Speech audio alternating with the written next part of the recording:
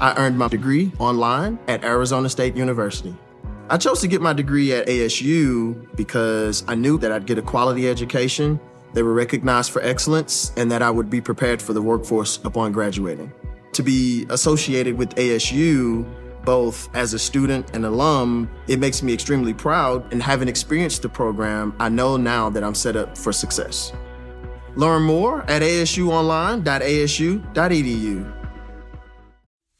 Howdy, folks, and welcome back to the farm. Today we're going to be talking about Confucius. What did Confucius actually say? We hear about these little phrases or sayings or jokes, but it turns out that Confucius was a real writer and scholar and teacher and political leader way back around 500 BC. So Confucius is from a long time ago. He was a very early influencer on Chinese culture. This gives us a sense of how old Chinese culture is and how it has been one continuous culture. It has persisted for much longer than societies tend to in the West. And so, who is this guy? Confucius. That doesn't sound very Chinese. Well, unfortunately, we're going to have to get some Latin out of the way. Believe it or not, you can't escape it, folks. We're halfway to the other side of the world, but we still have to deal with the Romans' ugly language. Confucius is a Latinized form of a Mandarin Chinese name and title combined. They added the US ending to make the word easier to use in Latin because this is the late 1500s, and the Jesuit Catholic missionaries to China had to write about their trip in Latin. They kept hearing about this guy from 2,000 years before in China called Confucius. So Confucius means Master Kong. Kong was Confucius's true family name, and his given name was Qiu. So when we think of Confucius, think of a guy originally named Kong Qiu, who lived around 500 BC and came to be known as Master Kong. We'll stick with Confucius, but just know that Confucius is a Latin way of writing Confucius.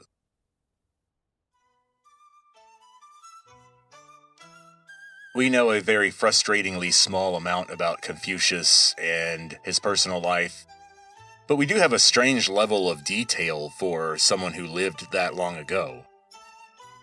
Confucius lived a little bit before Socrates, before Plato in the Western world. Confucius was more a contemporary with Buddha in India, or with King Leonidas or Leonidas of Sparta, who fought the Persians around 480 BC. So this is quite early in human history. Now, the book that we're going to be hearing a lot of reading from is the Analects of Confucius. Analects. Analects. Again, that comes from Latin. The traditional European name for this book came from the name that the Portuguese missionaries wrote in Latin. And they just chose a word that just means collection. The original Chinese title, in modern Mandarin at least, is Lunyu. And Lunyu could be translated as dialogues or selected accounts, collected sayings. Pretty much exactly what it is. As we'll see, there's a lot of quotes from Confucius himself, but then also descriptions of parts of conversations, things Confucius said to himself. It's a strange work. And you can tell that it was composed by many writers over a long period of time. Namely, the centuries after Confucius's death, and so from the mid-400s BC all the way up to the Han Dynasty in the early 200s AD. So there's a lot of development there, but it is also a very good snapshot of what China was like before the Han Dynasty. Now, what's unusual or special about Confucius? What's his deal?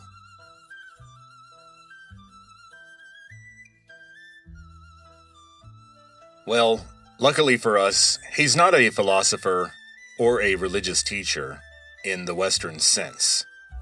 Confucianism is not a religion. And in terms of rigor and focus, his thinking is more political and sociological, or even psychological, than philosophical. We'll see that Confucius was all about morality. The morality of the individual and how best to perfect that, how to train it.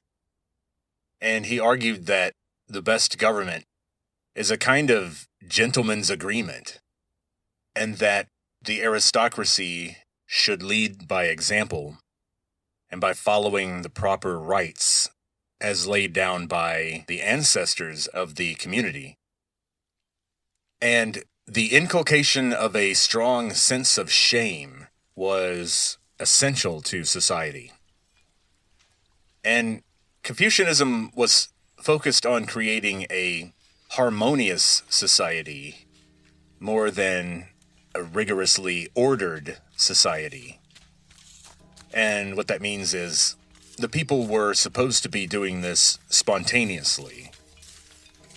In other words, Confucius did not think that the best government ruled through economic incentives or legal punishments.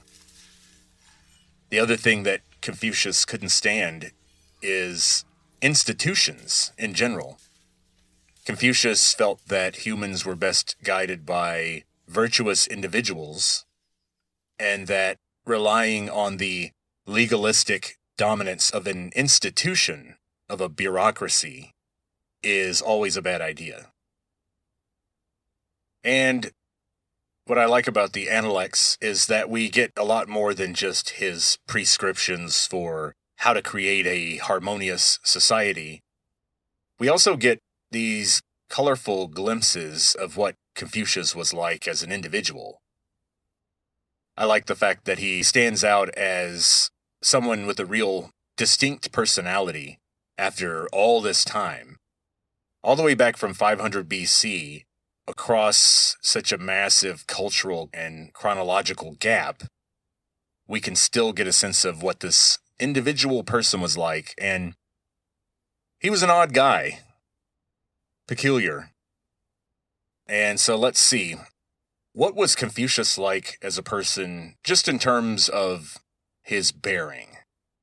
Do the Analects cover that? Does it talk about what you might feel if you ever met Confucius? Let's see.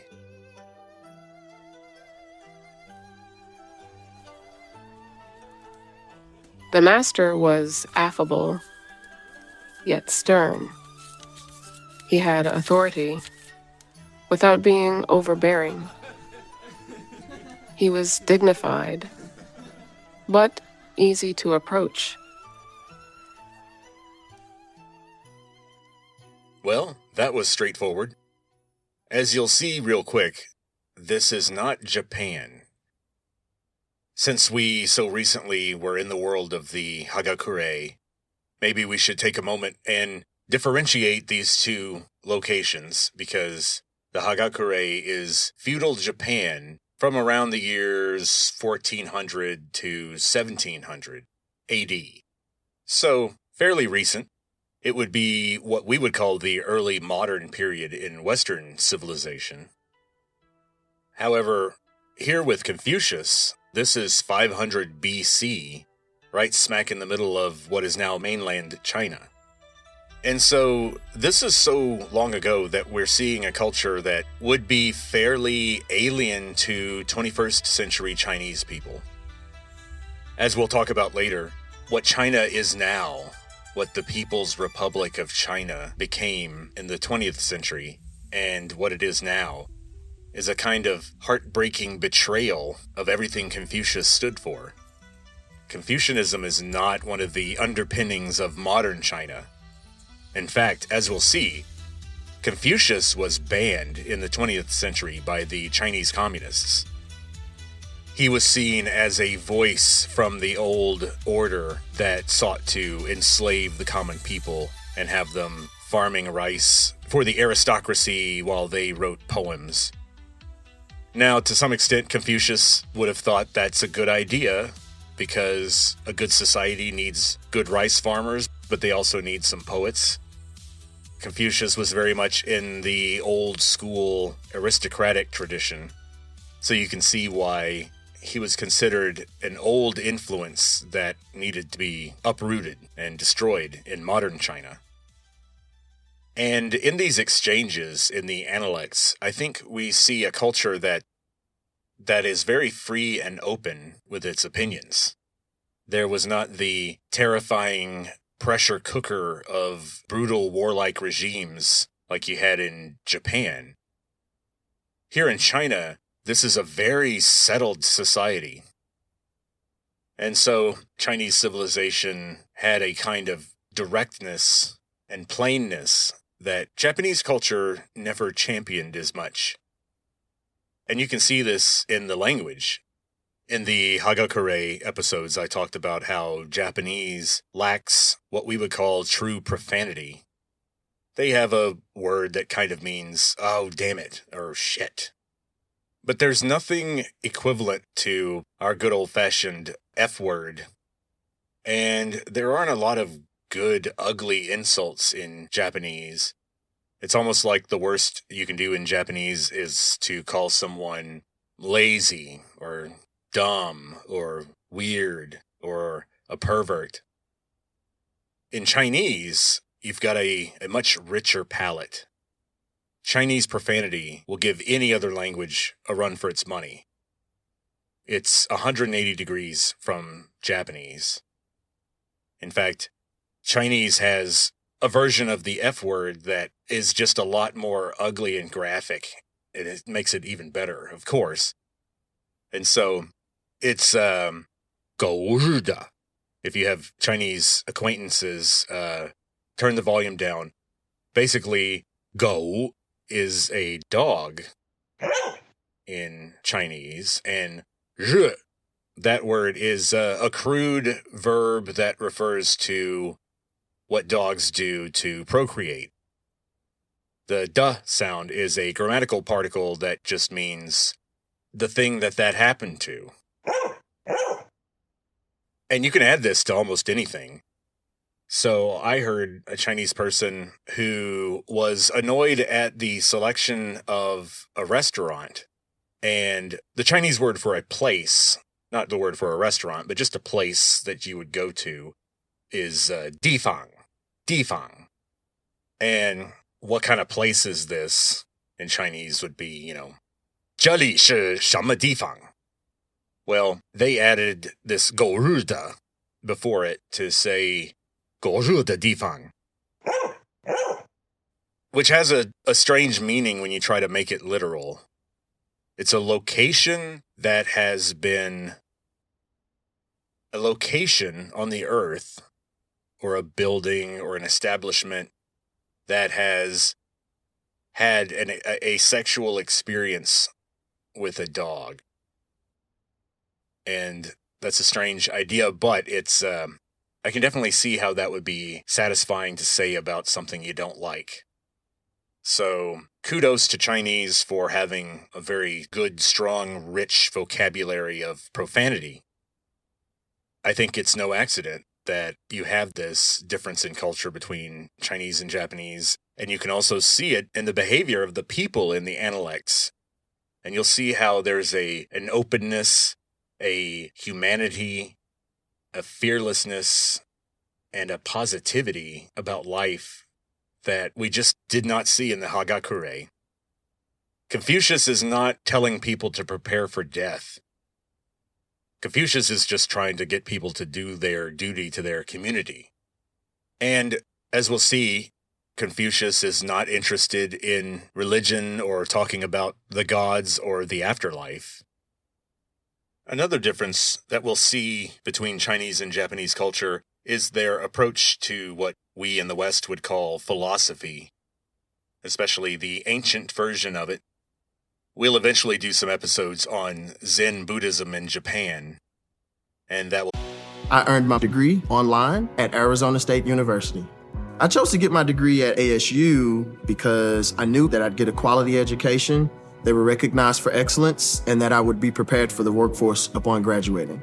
To be associated with ASU, both as a student and alum, it makes me extremely proud, and having experienced the program, I know now that I'm set up for success. Learn more at asuonline.asu.edu. We'll give you a sense of how Japanese thought developed in areas of philosophical concerns. But as we'll see, that characteristic ancient Chinese directness and plainness really defines how Confucius approaches philosophy. In other words, in a sense, you could say he does not approach philosophy.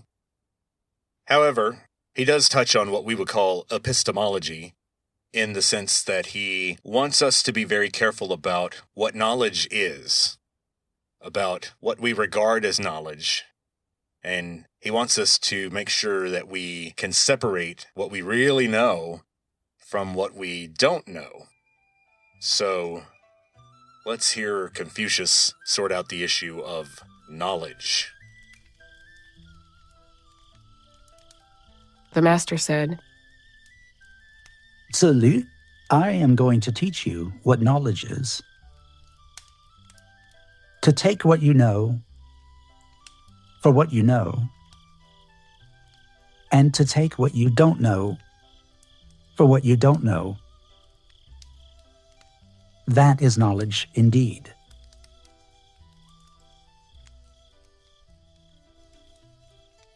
Philosophers in the West touched on that idea in excruciating detail, but I like how Confucius just sums it up for us. Confucius, as we'll see, is primarily concerned about common sense and people developing good virtues and then trusting their instincts. In the West, we tend to focus a lot on what we know and whether we know it, but we tend to ignore how much we clearly don't know. And Einstein talked about an image that sums it up for me. He was talking about science as this sort of little rickety boat in the middle of a vast ocean. And the tiny boat represents human scientific knowledge. And then the ocean represents all the stuff we don't know. And Einstein thought it was important to understand the relative sizes of those two things and that they're quite different. The point, though, that Einstein was making is that just because the boat is tiny and it's not the boat you want, and because the ocean is vast, that doesn't mean you should jump out of the boat. The boat is important. It's something you can hold on to in a storm. And I think Confucius would feel the same way, that basic knowledge is not something that you abandon in the face of ignorance.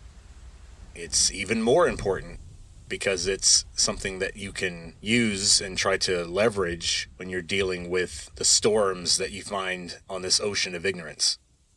And Confucius believed that you have to go with what you know, you have to trust your instincts, because societies were built on people of action, strong leaders. And in his brief time in office, Confucius did have to, unfortunately, order some executions. He seems to have a reputation for being a, of course, principled and patient man. But what did Confucius think about taking your time? How much should we get lost in introspection before taking action? Lord Ji Wen always thought 3 times before doing anything. When the master heard this, he said, Thinking twice is enough.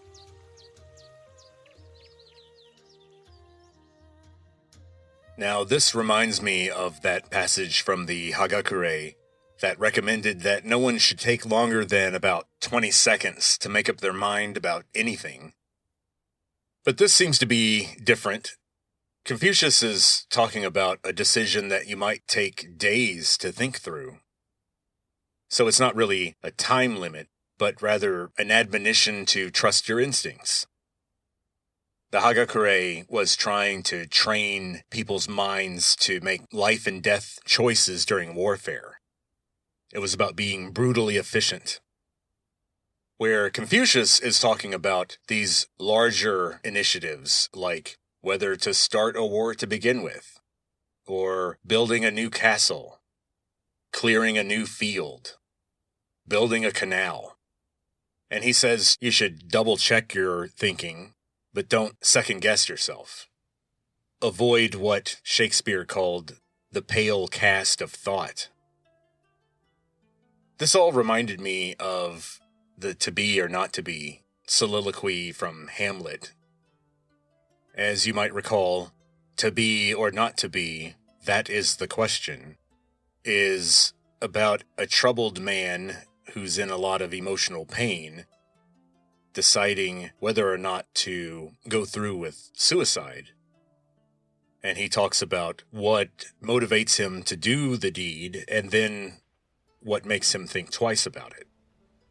And at the end, there's the famous resolution where he says, Thus, conscience doth make cowards of us all. And thus, the native hue of resolution is sicklied o'er with the pale cast of thought, and enterprises of great pith and moment. With this regard, their currents turn awry, and lose the name of action. Jumping back from Shakespeare's time of the late 1500s AD, back to our proper domain for this episode of 500s BC in China. In the Analects, we get to meet one of the most important characters in Confucius's life, a man named Yan Hui, Yanhui, and in the pinyin system, that would be pronounced Yan Hui. And so Yan Hui was a disciple of Confucius who joined his club, his academy, so to speak, to learn about culture and government and how to be a gentleman. And it did appear that associating oneself with Confucius and taking part in his classes earned some people positions within the imperial government. Yan Hui was a little different. He really seemed to have just been in it to perfect himself. Yan Hui did not seem to seek wealth or power or prestige. And this was something that Confucius found extremely admirable in Yan Hui. And Yan Hui was apparently a very poor man and was not from the aristocracy. We know that Confucius would often take token payments from people who could not afford the actual tuition. Very likely Yan Hui was one of those students. And here we have Confucius talking about Yan Hui a little bit. We'll get a sense of how Confucius talks about this guy. Let's listen. The master said, I can talk all day with Yan Hui. He never raises any objection. He looks stupid. Yet, observe him when he is on his own. His actions fully reflect what he has learned. Oh, no. Yan Hui is not stupid. Here we can very clearly see Confucius's focus on action rather than words. And so Confucius was not that impressed with someone who sounds very intelligent when they speak. He would wait to see what they could do. How well could they serve the community, or their family, or the army? How well could they farm? How well could they fight? How well could they write? These are the things that Confucius thought mattered. Everything else was just idle conversation. But Confucius was very concerned about people's feelings, and conversations were important to him. It's just that skill in conversation was not how you should judge someone. But one should become good at communicating with people to understand what they think so that you can be a better friend, a better leader, better father. This seems to be the kind of thing Confucius focused on.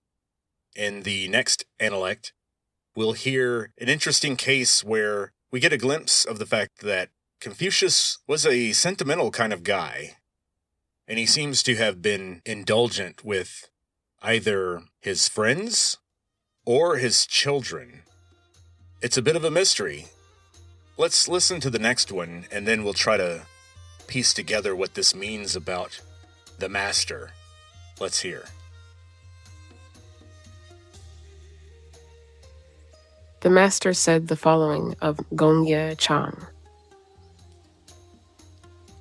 He would make a good husband. Although he has been in jail,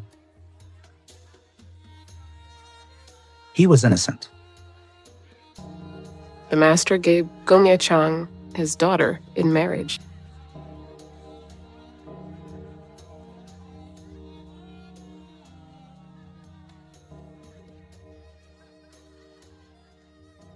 Okay, well, this one was fascinating to me. I tried to find out as much as I could about this Gongye Chang guy. And all I could find out is that he was a disciple of Confucius. He's someone who was one of Confucius's star pupils. But the question is, was he being overly indulgent with Gongye Chang, and as a result forced his daughter into a marriage she didn't want? And as you might be able to guess, in 500 BC in China, a father did have that kind of power, especially in the aristocracy. But I have my own theory. I have my own conspiracy farm homegrown theory as to why Confucius's daughter married Gongye Chang. What if she actually fell in love with this guy, Gongye Chang? I mean, I know it's really unheard of for a young woman to fall in love with a shady guy with a past that makes eyebrows wrinkle. That never happens.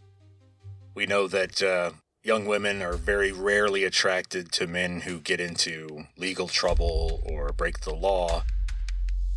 But what if that actually happened? What if people in ancient China were human beings like us, and what happened was that Confucius found out that this was kind of going to happen with or without his say-so? And what if he was so indulgent with his daughter that he thought, well, you know what, we'll make the best of a bad situation. I'll talk up Gongye Chang. He'll become one of my pupils, and we'll smooth this whole thing over, and we'll make a good family out of this situation. That's my thought. What if that's what happened? Of course, it's still possible that for some reason he became so admiring of Gongye Chang that he forced his daughter into an unwanted marriage. But my thought is that if Confucius was going to marry his daughter off forcefully for his own purposes, I think he would have his daughter marry Yan Hui. But as we talked about, Yan Hui was extremely poor, and he was apparently not the most handsome or charming man, so I think it's telling that Confucius didn't do that. But maybe I'm just a romantic at heart, and so I come up with these ideas because they make good stories. But we do know that Confucius was very focused on family, and he felt that a person should have sincere concerns for the feelings and the well-being of all their relatives. In particular, of course, elders and ancestors. And as we talked about earlier, this respect for one's ancestors and one's elders was central to the code of the gentleman. And so for Confucius, it was the bedrock of civilization itself. And he called this virtue filial piety. Once again, we have to wrestle with Latin. It really just means the piety associated with being a son. Filius is son in Latin, and so the piety of a son refers specifically to the son holding true to the traditions and the rituals associated with a son paying respects to his elders or ancestors. So was filial piety really just about the maintenance of one's elders, making sure they've got a place to stay, food to eat? Was it that simple? As I said earlier, Confucius was concerned about sincerity in people's actions. So let's see what he has to say about that. Tsuyo asked about filial piety. The master said, Nowadays, people think they are dutiful sons when they feed their parents. Yet they also feed their dogs and horses. Unless there is respect, where is the difference? And so you can see that for Confucius, it's not just why you do something or what you do. It's important how you do it and what kind of feeling you do it with. Sincerity in all things was important for Confucius. In fact, he would say that just going through the motions in life was for vulgar people. That's a low attitude. Because a person's attitude toward their work and their behavior toward the people they associate with in daily life was the basis of the leadership of a society.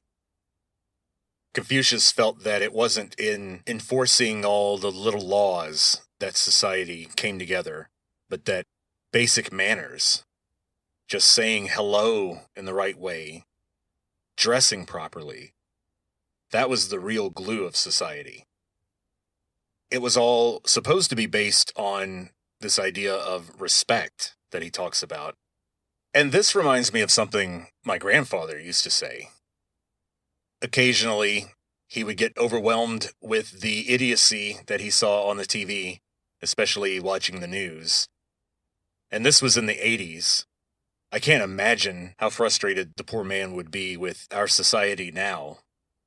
He was not a person who could tolerate foolishness easily.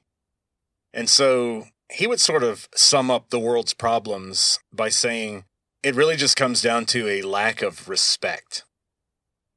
Because you don't lie to people you respect. You don't steal from people you respect. And there are a lot of things that you will never do if you have self-respect. Self-respect keeps a person out of a lot of situations that they shouldn't get into. I think he's right. I think my grandfather was right, and I think Confucius was right. I do think that once a society loses that glue, that respect that keeps people's everyday interactions in line, I think once you lose that, all the powerful surveillance dictatorships in the world can't put Humpty Dumpty back together. Once people lose trust for each other, once people start informing on their neighbors or their family members, well, it really just comes crumbling down after that. You just have a giant cell block. You have a bunch of people that are being forced to live together and that are being observed, and the letter of the law is being enforced at the point of a gun. That sounds like the 21st century to me, but that is not the future that Confucius wanted for humanity.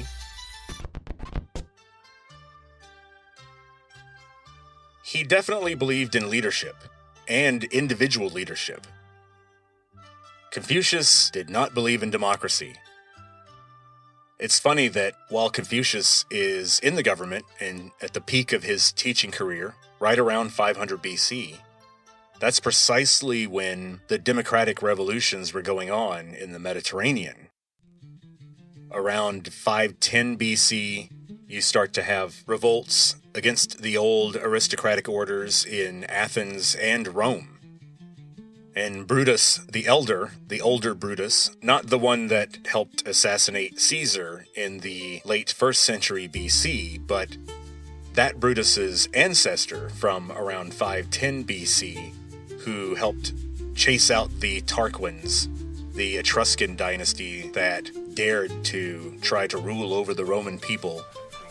And so, around 500 BC, you had the Republic forming in Rome and the democracy forming in Athens.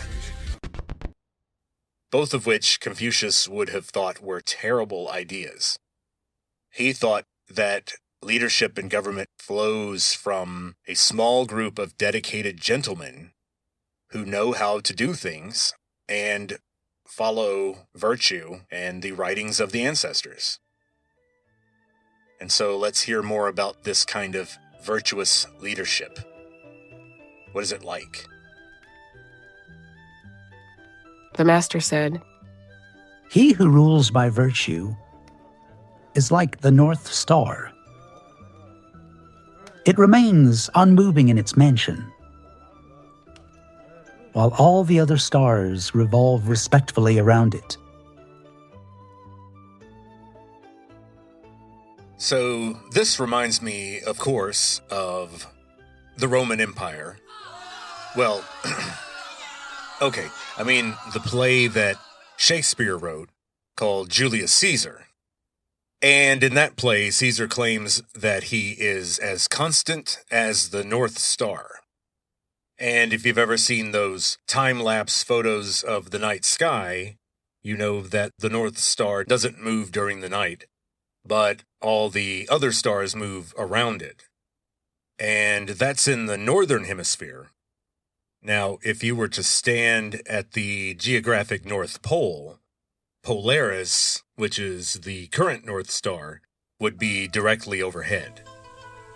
And as we all recall from early modern history, European sailors had to relearn their stars when they were sailing into the tropics, because Polaris was starting to creep lower and lower to the horizon the farther south they ventured. When you finally cross the equator, then there's no more North Star. European sailors had to find a new standard, the Southern Cross. And that is a constellation that is directly overhead when you're standing on Antarctica at night. Not something I have personally seen. Now, you may have noticed that I said the current North Star.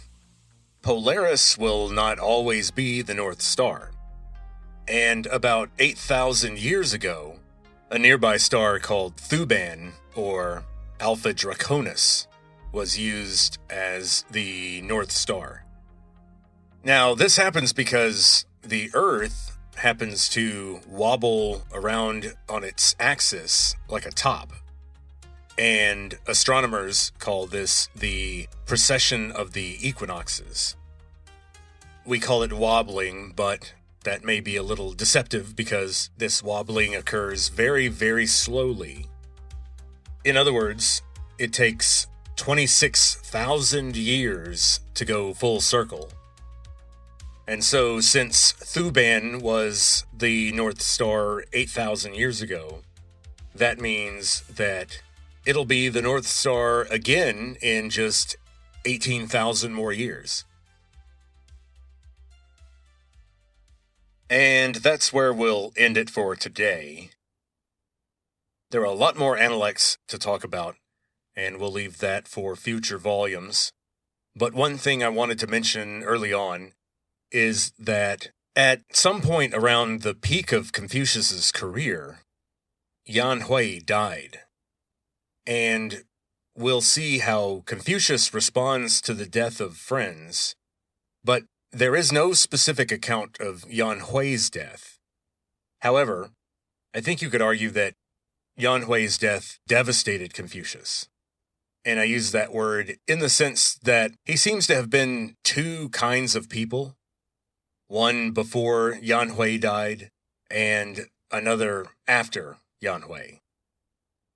Unfortunately, for someone who wants to prove this point, like me, the analects are not arranged in chronological order. So I won't be able to prove anything, but I have a suspicion that the more trusting and hopeful Confucius comes from the days of Yan Hui, and the more bitter and judgmental Confucius comes from the days after Yan Hui died. But that's just another one of my own personal theories, one of many. You know, I haven't found any indication of non-human intelligence at work in the Analects. No Greys, no NHI up to any shenanigans. Not that I've seen. And don't think that I didn't look for that. In fact, who knows? Maybe there was NHI activity in ancient China, but all the various pre-imperial kingdoms were so well run, thanks in part to Confucian philosophy, that they were able to keep their UFO crash retrieval programs even more secret than our United Deep State program. Okay, I admit that's a little far-fetched. Probably didn't happen. But another theory I have is based on something I noticed from checking out the original Analects as they were written in their original Chinese, which is a very old form of Chinese that was pronounced very differently. And as you might expect, the characters are familiar, but they're used in a slightly different way. I remember from when I was a kid, people would make a lot of jokes that started with Confucius say this, Confucius say that. And of course, this is based on an old stereotype about the speech patterns of Chinese immigrants in the early 20th century. Now, the truth in that stereotype is that many of the Analects do start with "the master said," and we heard a lot of that today. And in the original Analects, this phrase, "the master said," is written with two characters. Both are very common and used in current modern Chinese, but they're used very differently. The first character is one I've already talked about in a previous episode. It's the one that looks like a baby and refers to individual things. And here it refers, strangely enough, to the master, or Confucius himself. Then the second character is the character that's used now to refer to the sun. And that's S-U-N, as in the sun in the sky, not filius, as in the Latin for sun, which I only mention because filial piety is important to Confucius. And that's something that we will talk about in the next volumes.